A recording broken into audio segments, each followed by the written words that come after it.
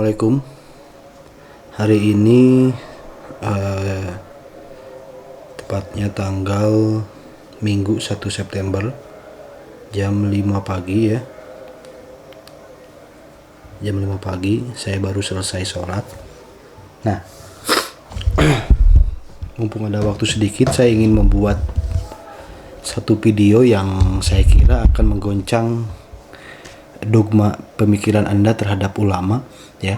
Yang mana video ini saya buat dalam rangka sedikit memberikan penjelasan dan alasan kenapa beberapa hari yang lalu saya memposting gambar adanya 4 orang yang sedang gebukin orang-orang yang memakai pakaian mirip ulama.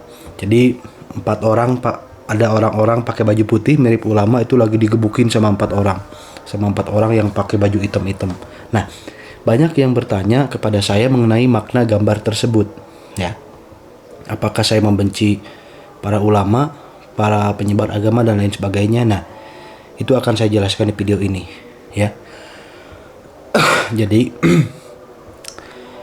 saya sangat mengidolakan zaman keemasan Islam ya. Saya mencintai agama saya sangat mengidolakan zaman keemasan Islam ya. Makanya logo padepokan saya itu salah satu benderanya itu bendera dinasti Abbasiyah ya. Yang mana pada dinasti tersebut itu adalah bagian dari masa keemasan dan kejayaan Islam ya. Nah, Islam pernah berjaya dan menguasai dunia dengan ilmu pengetahuannya, dengan sumber dayanya dan lain sebagainya.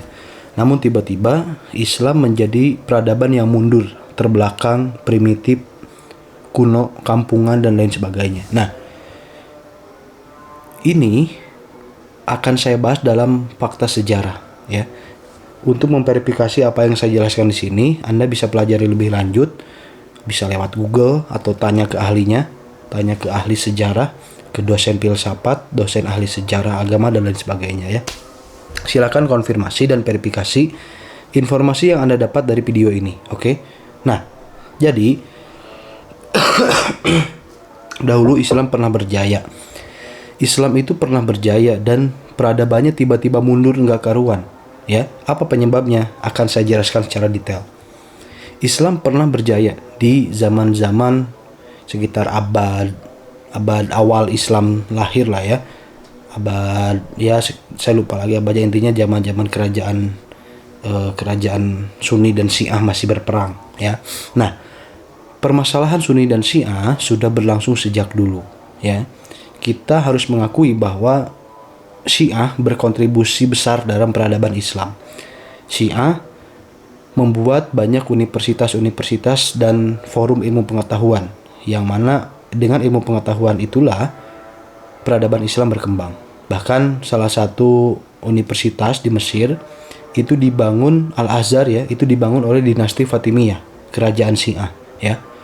Serta banyak lagi lembaga-lembaga pendidikan yang dibangun oleh Syiah.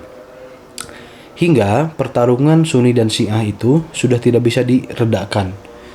Sudah kehabisan cara untuk menyelesaikan masalah ribut kebenaran Sunni dan Syiah ya. Sehingga pada zaman dinasti Abbasiyah, Al-Qadiri, salah satu raja dinasti Abbasiyah, merekrut ulama ya. Para ulama bekerja sama ya dalam rangka berperang melawan Syiah. Nah, ulama di zaman tersebut bukanlah orang-orang yang pandai berbicara agama saja, tapi orang-orang yang memiliki kemampuan, keahlian, dan pengetahuan yang luas. Termasuk ilmuwan, saintis, itu ulama di zaman itu ya. Nah, Al-Qadiri ini merekrut ulama dengan tujuan untuk memainkan propaganda dalam melawan Syiah.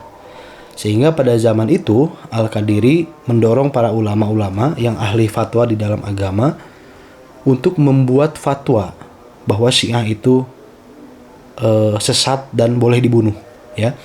Sehingga saat ulama-ulama tersebut direkrut oleh Al-Qadiri menciptakan fatwa untuk membunuh Syiah itu sesat dan halal untuk dibunuh, maka banyak orang-orang cerdas yang mati hanya karena dituduh Syiah ya.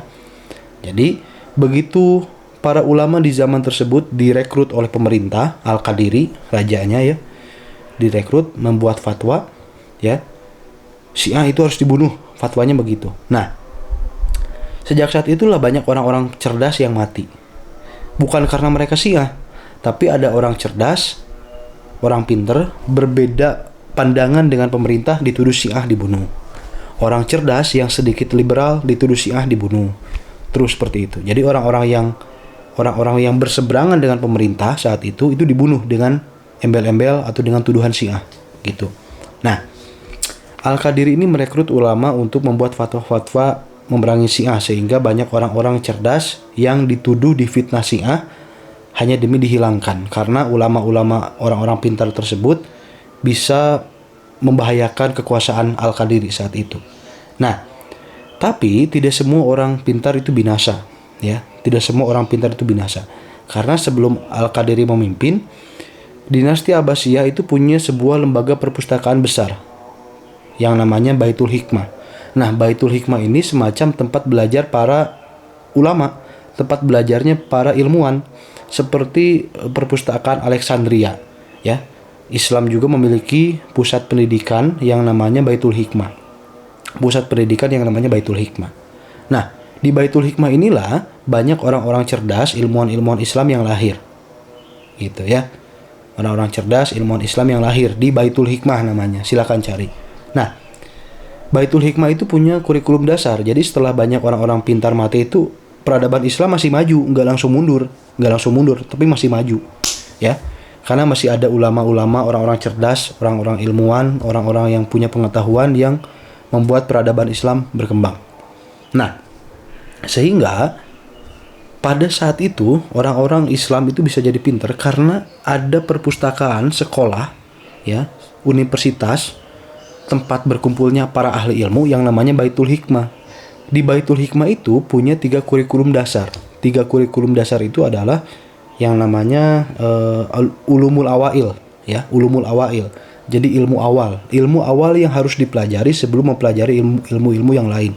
Nah, 3 ilmu awal itu adalah yang pertama astronomi, yang kedua kedokteran, yang ketiga filsafat, ya.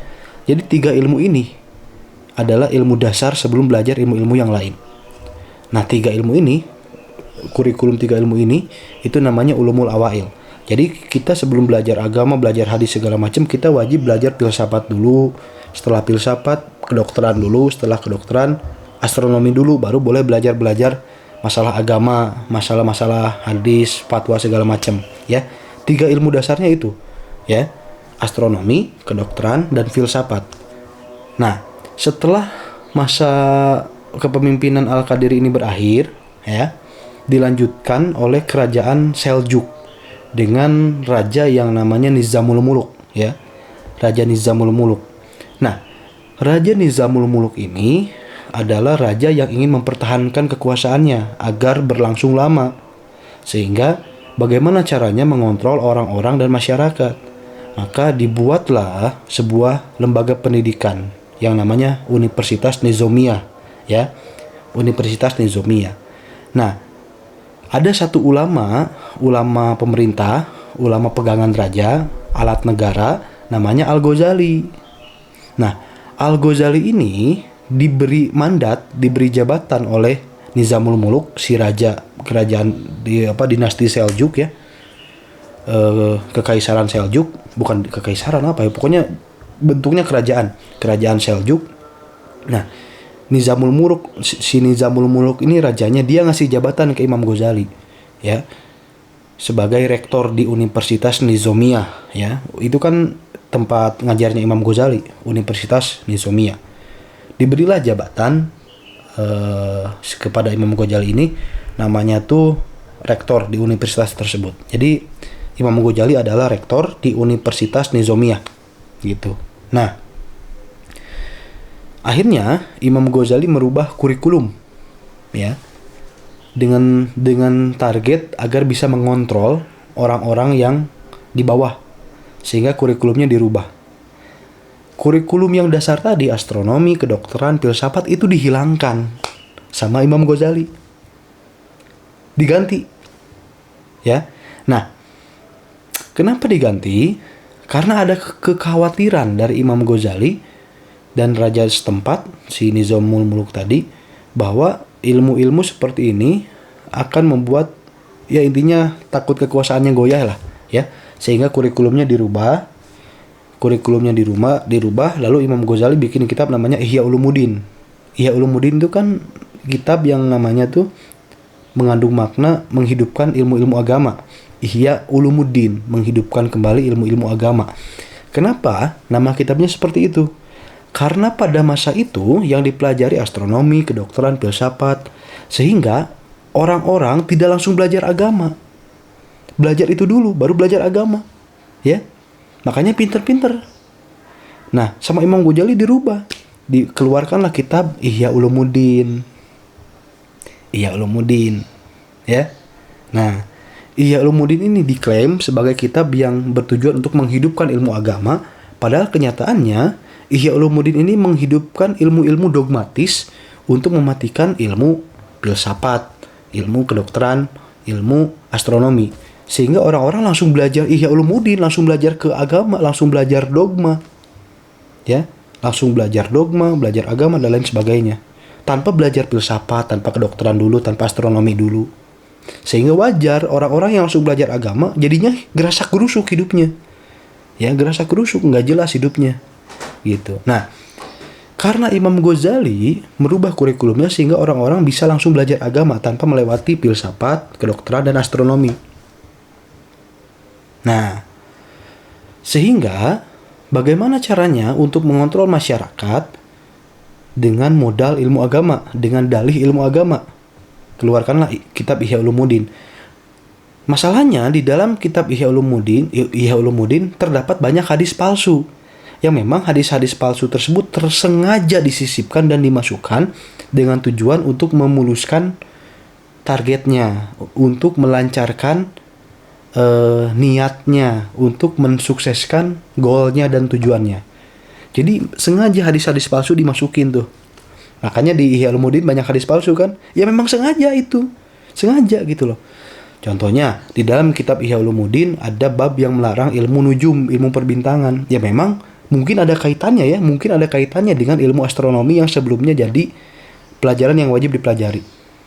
Sehingga keluarlah hadis-hadis soal larangan belajar ilmu nujum, ilmu perbintangan, astronomi. Dilarang tuh di dalam kitab Ihya Ulumuddin tidak boleh belajar ilmu astronomi atau perbintangan.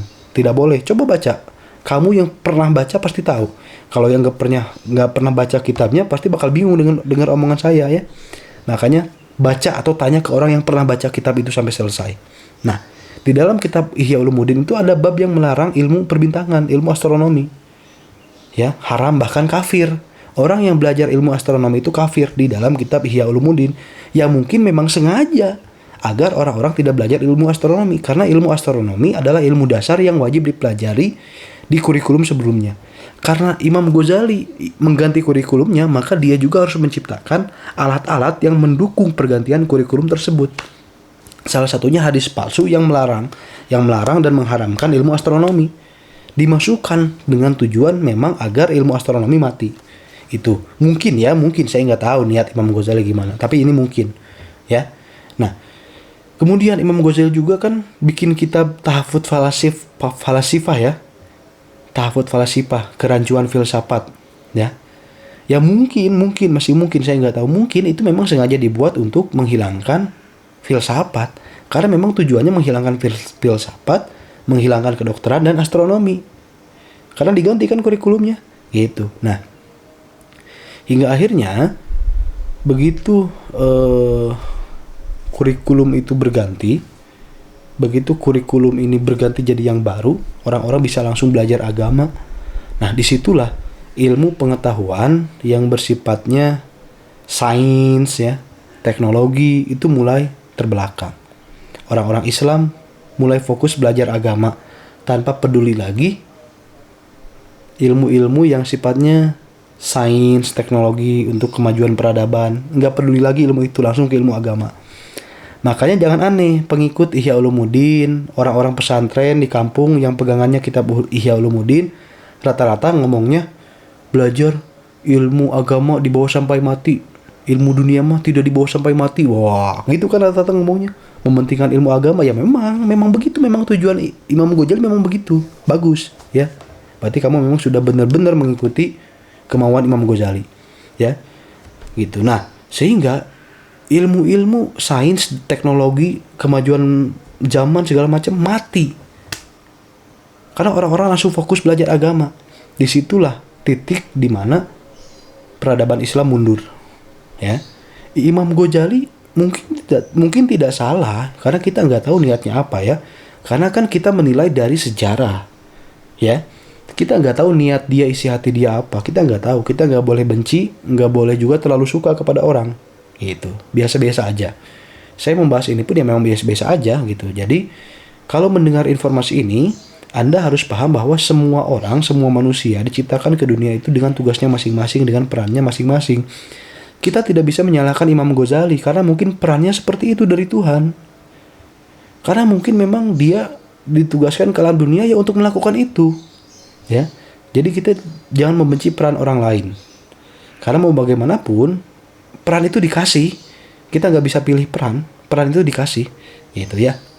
Nah, salah satu peran Imam Ghazali yaitu tadi ya, untuk membantu Nizamul Muluk menjaga kekuasaannya. Sehingga begitu ulama-ulama yang dekat dengan kerajaan ini, yang dekat dengan raja, dekat dengan pemerintah, itu mereka membuat fatwanya diikuti oleh rakyat. Sehingga tidak ada pemberontakan, nggak ada yang membangkang, nggak ada yang melawan. Karena ada yang melawan sedikit keluar fatwa. Tidak boleh demo misalkan. Melawan sedikit keluar fatwa kafir misalkan. Melawan sedikit keluar fatwa Syiah misalkan. Melawan sedikit keluar fatwa Ahmadiyah, Mu'tazilah, Jabariyah, Wahabi, wah keluar begitu gitu kan. Nah, sejak saat itulah peradaban Islam mulai mundur. Mungkin itu salah satu penyebabnya ya. Mungkin masih banyak penyebab yang lain, tapi itu salah satunya. Nah, sebenarnya ini bukan hal yang hanya terjadi pada Islam. Di dunia barat juga seperti ini. Dulu di Prancis ya, sama seperti Islam terbelakang. Karena pengaruh gereja kuat. Di Prancis itu terbelakang. Negara-negara barat itu terbelakang dan primitif. Ya. Bahkan mandi pun jarang. Orang barat itu jarang mandi dulunya ya. Nah, sehingga kenapa peradaban Eropa itu mundur? Karena pengaruh dari gereja. Pengaruh gereja, pengaruh dari Kristen, pengaruh dari agama ya. Maka orang-orang borjuis, orang-orang kelas menengah ke atas saat itu semacam membuat gagasan yang namanya Renaissance ya.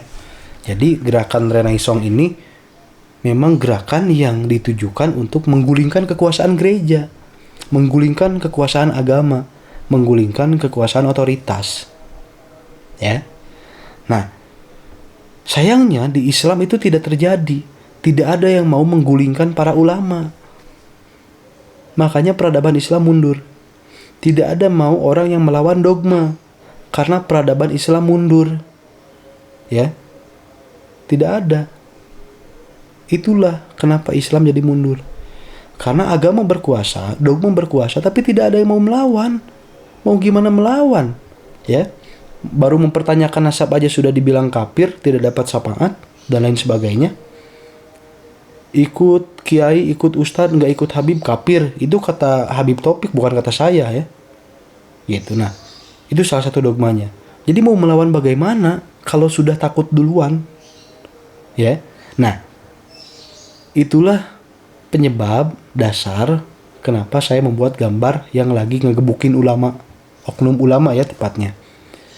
Karena yang mereka itu sebenarnya penyebab Islam terbelakang dan mundur itu mereka. Banyak ajaran-ajaran yang bukan Islam tapi dipandang sebagai Islam. Padahal Islam nggak kayak gitu, ya. Sekarang kita jangan membenci Islam. Kita harus kasihan terhadap Islam. Karena Islam sudah dirusak. Islam sudah dihancurkan oleh segelintir orang-orang jahat. Ya. Nah, sekarang kita Anda, saya, kita semua yang masih punya waktu, setidaknya ya, jika Anda tidak bisa berkontribusi untuk merubah peradaban Islam, untuk merubah agama menjadi lebih baik, ya, setidak-tidaknya Anda jangan ikutan termakan omongan para ulama. Jangan ikut-ikutan takut sama para ulama, ya. Kalau Anda tidak bisa menyembuhkan orang, setidaknya Anda tidak sakit. Udah gitu aja, ya. Nggak apa-apa, Anda nggak dakwah, nggak berkontribusi terhadap peradaban Islam, Anda nggak ngasih benefit apapun kepada agama, nggak apa-apa. Yang penting Anda tidak ikutan sakit. Nggak apa-apa Anda nggak bisa menyembuhkan Islam. Yang penting Anda jangan ikutan sakit, ya. Gitu, yang penting Anda jangan ikutan sakit. Nah, di akhir cerita, saya ingin mengatakan bahwa kita tidak bisa membenci apapun yang sudah terjadi. Karena memang sudah waktunya dan sudah harusnya begini. Sudah waktunya dan sudah harusnya begini. Gitu. Yang kita bisa lakukan apa? Berusaha semaksimal mungkin. Tapi jangan pernah ngebet ingin merubah sesuatu hal. Setidaknya apa yang bisa kita lakukan ya kita lakukan. Saya tidak bisa mengekspresikan hal ini dalam bentuk yang lain. Mungkin kalau saya jadi pemerintah, mungkin ya, seandainya saya jadi presiden Amerika, saya akan membuat satgas khusus.